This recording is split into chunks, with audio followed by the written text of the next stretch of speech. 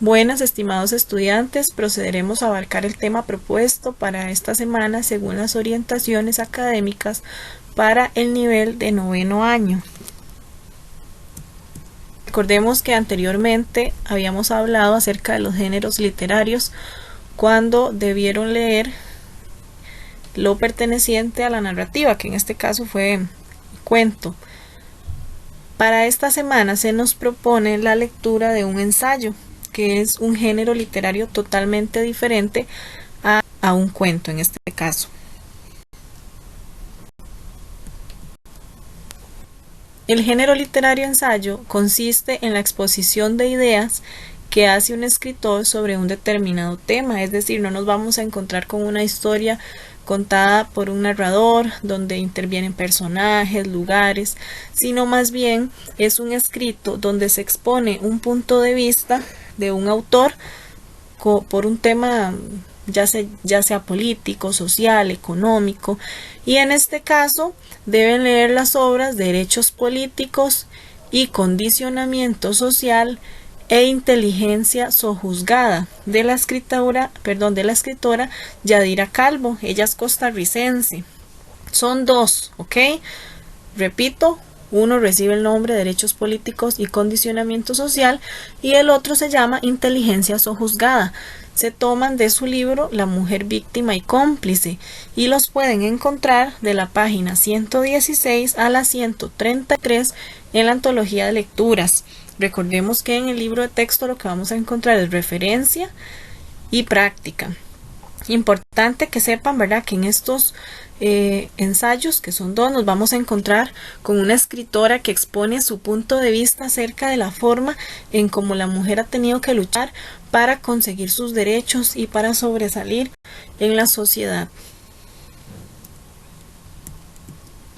Características. Como todo género literario, el ensayo posee sus características propias, es expositivo porque precisamente expone un punto de vista, es personal y subjetivo, pues expresa la opinión personal, valga la redundancia, de un autor o un escritor, o sea, su punto de vista. Es didáctico, lo cual significa que pretende enseñar. Es de extensión variable, aunque en la mayoría de los casos podríamos decir que los ensayos son breves. Posee variedad temática, como les mencionaba al inicio, pueden ser de carácter político, de carácter social. En este caso, los que ustedes van a leer tienen un enfoque social. Y es parcial, es decir, el tema solo presenta un punto de vista, no el único ni el último, pues la pretensión no es agotar el tema, sino traerlo a la discusión y fomentar la criticidad. Puede que cuando ustedes lo lean estén de acuerdo con lo que expone la escritora, o puede que ustedes difieran en algunos de los puntos de vista que ella plasma en estos ensayos.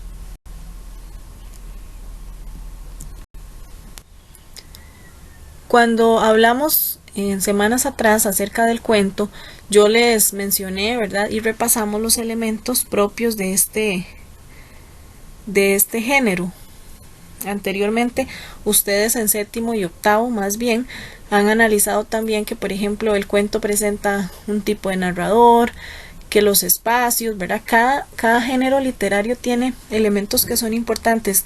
Más allá de solamente leerlos, las obras, debemos conocer elementos del análisis, ¿verdad? En este caso vamos a hablar del código apreciativo, que consiste en transmitir, o el mensaje que nos quiere transmitir el escritor a través del hablante discursivo. Así le vamos a llamar al autor o escritor de un ensayo, hablante discursivo.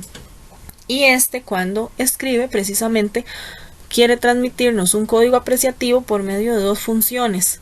La primera es la función expresiva, donde el hablante discursivo o escritor manifiesta sentimientos de manera directa o a través de la crítica o la ironía.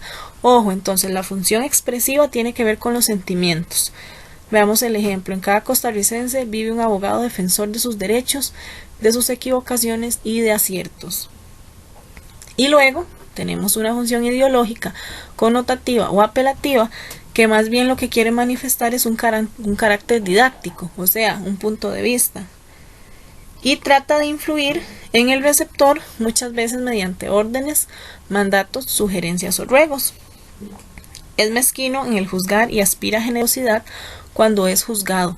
Por eso es afín a gente que muestra dócilmente una actitud especial hacia lo sugerente.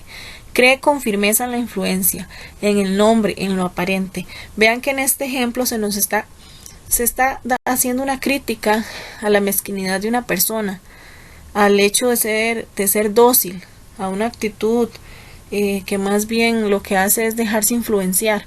Acá por eso es más ideológica, porque es más acerca de mi punto de vista. ¿Ok? Entonces, ¿cómo se trabajaría esto? Bueno, puede que en una evaluación nos pidan extraer ejemplos de función expresiva, de función ideológica, o nos den los extractos y nos pidan que expliquemos qué tipo de función está presente en ese extracto.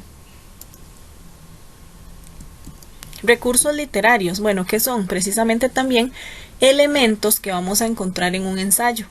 El primero es el uso de la primera persona como recurso coloquial. ¿En qué consiste esto? Bueno, recordemos que la primera persona es yo en singular, nosotros en plural. Entonces, para acercarse al lector y hacer el discurso más familiar, el ensayista muchas veces utiliza la primera persona, nosotros, con el fin de involucrarnos y hacernos partícipes de sus ideas. ¿Esto qué significa? Bueno, cuando estoy leyendo el ensayo resulta que de repente en una parte el hablante discursivo o escritor dice nosotros somos un pueblo. Entonces, al usar ese nosotros, lo que hace es, de cierta forma, incorporarnos, hacernos parte de su punto de vista. Ese es el uso de la primera persona como recurso coloquial. También en el ensayo vamos a encontrar los registros del habla. No sé si recuerdan que los hemos visto anteriormente cuando analizamos cuento o novela, ¿verdad? Que tenemos el registro del habla o tipo de lenguaje que utilizan los escritores, que va desde el culto, coloquial, técnico, literario.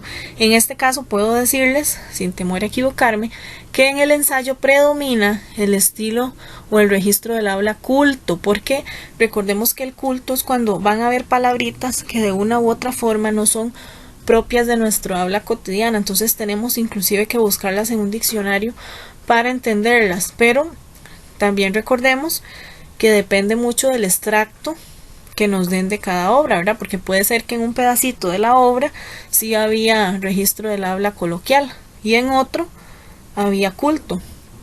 Entonces eso va a depender también del pedacito de cada texto que nos den. Los tonos también los habíamos mencionado y los hemos estudiado anteriormente. Cuando nosotros hablamos, recordemos que usamos un tono irónico, un tono exhortativo donde queremos dar una orden, un tono serio. Eso va a depender de la intencionalidad con la que nosotros queramos o el mensaje que queramos transmitir. Y por último, un recurso literario muy importante es la figura de autoridad. ¿En qué consiste esa figura? Bueno, como escritora o hablante discursivo, yo utilizo alguna investigación o alguna opinión de otra persona que tenga afinidad con el tema que yo estoy desarrollando, ¿verdad?